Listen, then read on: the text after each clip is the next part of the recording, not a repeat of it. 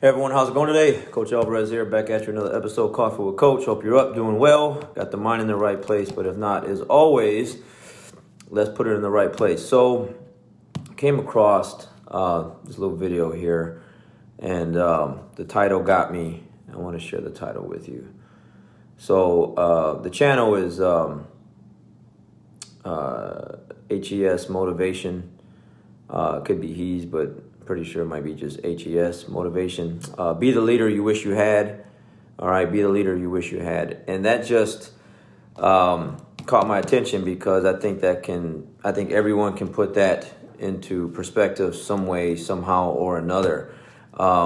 There's always just something that we've missed growing up, or maybe even now, that someone just never showed us, someone never taught us, or just a leadership position that you wish was better from your experience, and then you need to now step up and be that person to do that. So, and it's just fitting because before the competition this past weekend, I had a lot of students with like self-doubt, wasn't sure if they're ready, wasn't sure if they could do it, wasn't sure if even if they wanted to do it, just because of the fears that were kind of holding them back.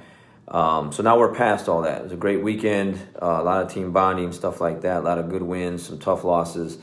And then now we're getting ready to head towards the weekend with promotions coming up this weekend for my teens and my adults. And already I'm getting like some pushback from some individuals because of the self-doubt of, I don't know if I'm ready to go to that next level yet. I don't know if I'm ready to move forward yet. I don't know, even some parents where the parents are, well, you lost this past weekend, maybe you should wait until the next tournament, so on and so forth. But that's not really how it works, okay? In some instances, you might want to just, give it a few more months, and there's this big tournament coming up and you want to have one more shot at your particular belt rank. Because now I'm talking about jiu-jitsu, of course. But when it's time, man, it's time. When it's time for you to step up and be that leader, you just need to step up and take the leadership role and get after it and handle it and accept it and embrace it and just be that person, So again, I get a couple individuals, not all of them, but quite a few, where they're going to get some stripes on their belts this weekend, or actually change belts this weekend and go to the next level. And it becomes one of those things where just, again, a lot of self-doubt creeps in. I don't think I'm good enough. I don't think I'm ready to go to that next level. I don't think... And you'll just always be that way. It's never going to, especially with jiu-jitsu, because how tough it is, how hard it is, how frustrating it can be. You'll just never feel like you're just 100% ready. You're always going to feel those frustrations and those doubts. So when it's time, it's time. You need to take that leadership role and move up to the next level. And with this be the leader you wish you had kind of thing, I'll give you an example. When I was in high school, I wrestled on the wrestling team. A lot of you guys know that because you watch my episodes. But I had two coaches, all right? I had a head coach and I had the assistant coach. The head coach would always, again, I'm not, fat shaming or anything like that, but he's just an overweight guy. He had I got my coffee, but I'm using this as an example. But he had a super big gold cup in his hand every single practice. And he would literally, he wouldn't sit down. He would lay on the mat and try to coach us from that position. And then I had the assistant coach, and he was probably 175-ish kind of guy, kind of lean, always had the sweats on. The head coach had jeans on and maybe a sweatshirt or a hoodie or something, but the assistant coach had on like full sweats, right? And he's out there and he's showing us the moves and he's wrestling with us and he's getting sweaty and he's, I don't know how old he was at the time, maybe 30s, 40s or whatever, but he's in there wrestling with some young teenagers and showing us the moves, and he's all sweaty. You can just see the sweat coming through his his sweatpants and his sweatshirt and everything like that. To me, that was my coach. That was my leader, not the guy off on the sidelines coaching with a super big gulp full of Coke or Pepsi or whatever, Mountain Dew, whatever is in his cup, and not moving and coaching us from afar. The leader for me was the guy, even though he had the title of assistant coach, to me, he was the coach because he was in the trenches. He was in there putting in the work, doing the thing with us, showing us what we needed to learn. And that has always stuck with me. So I always told myself, like, whenever I get to a position like that, I'm gonna be like the assistant coach, not like the head coach. And you never want to have anyone say that about you. If you're in a leadership position and you're above someone else, as far as title wise, where they're looking at the other person versus you because you're not in the trenches with your team doing the work, putting in the sweat, and getting your hands dirty, so to speak. You want to be that one, and that's why I do what I do. Like, I'm in there in the trenches with my team. I'm 45. I'll be 46 in a couple months, and I get in there and get after it every single day with my team, man. Like, I'm in there wrestling with these young 20-year-olds. Actually, I had one of my other affiliates that was visiting yesterday just asking me last night before I left, like, how do I do it? How do I do it? I just do it. Because of my past experience and the things that I've dealt with. Like, I want to be the leader that I wish I had a long time ago. Okay. Again, Danielle's volleyball coach. It's just so weird. Like, Danielle, when she did play volleyball at high school, she had same scenario, which really just kind of just brought, it was like deja vu flashbacks. Danielle's coach, again, not fat shaming, but it is what it is. If you're overweight, you're just overweight. And if you're just walking around with a super big gulp cup in your, on a daily basis, it is what it is. All right. So don't get mad at me. It's just what it is.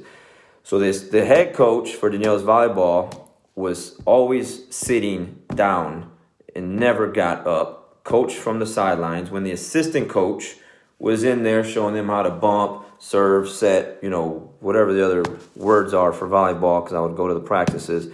And it would just absolutely kill me because I was like, man, here we go all over again.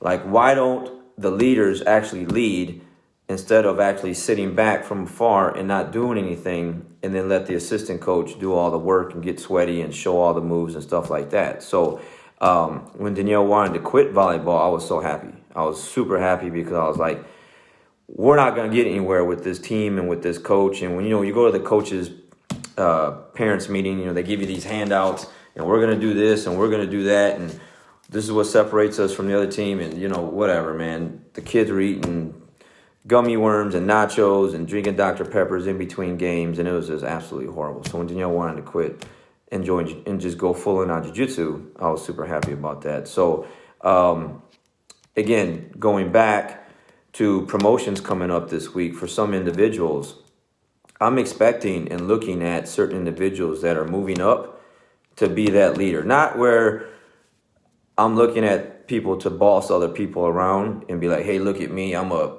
whatever stripe blue belt or purple belt, or I just got my brown belt and I'm going to just bark orders and just, tell people what to do. I'm looking at individuals that it's time for them to move up, to accept that leadership role and get after it by leading by example and helping the other people underneath them, bringing them up, showing them the way, how it's supposed to be done, by doing what needs to be done every day on the mat. I just got some individuals where they're there all the time. They're there all the time putting in the work. But when it's time to move up, they don't want to move up. They actually want to just kind of stay hidden in the little shadows in their little spot there. And that's not it. Jiu-jitsu is about leadership, even at white belt. You could have like a 6-month white belt or someone at a 1-year white belt, and someone just starts and they're just a month in. They're looking at the person that has been there for 6 months or a year because they have knowledge. They have information that can help guide them into a better path with their training. So being the leader you wish you had is a very powerful, to me, statement. Think about anything in your life that you wish you knew about, or you wish you had better, you know, anything, and then go fix that, and be that individual, or be that person that people can come to, because you're doing the thing that someone else didn't do, because they were lazy, because they were mediocre, because they were average, because they just didn't care. Go be that person, fill that void, and be that one. Don't repeat the cycle and do the same thing, and do that. Like, it sucks to see or have a leadership position where someone's just lazy and just, you can tell when they don't care, versus someone that does, and they're in there with you, working with you, helping you, guiding you, and putting you in a better position. So being the leader you wish you had is huge, but you got to get past that self-doubt, man. Accept the position, accept where you're at on the ladder, leadership wise, and then keep moving forward and get better from it, and try to help as many people as you can. But for me, as a coach, dealing with so many individuals and personalities, man, it's tough, because I have a lot of people that I'm expecting to move up, and they don't want to move up, and I need them to move up, because I need them to help me help the other people that are coming in, the other people that are underneath me. Like, I have a big team, and I'm only one guy, and I can only do so much.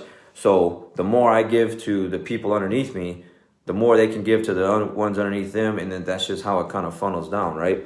But if I got so many people that are scared to step up and not take the leadership challenge and the leadership role, that hurts me, hurts the team, hurts that individual. That's just the way it works. So whether you do jiu-jitsu or not, just whatever it is in your life in the past. Again, I gave my example with my wrestling coach, and the assistant coach, Danielle's head volleyball coach, and her assistant coach.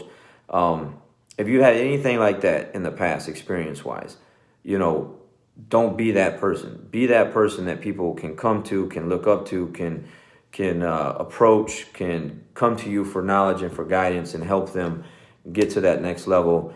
At least me, that's what I've embraced over the years. In the beginning, jiu-jitsu was like, I just want to train jiu-jitsu. Now it's more of like, how many people can I help? How many people can I help through jiu-jitsu as a platform, as an engine, to just get them to become healthier, to become, physically better, mentally stronger, just everything. And that's just where I'm at. And so, and that's what I do. So, but I do need help.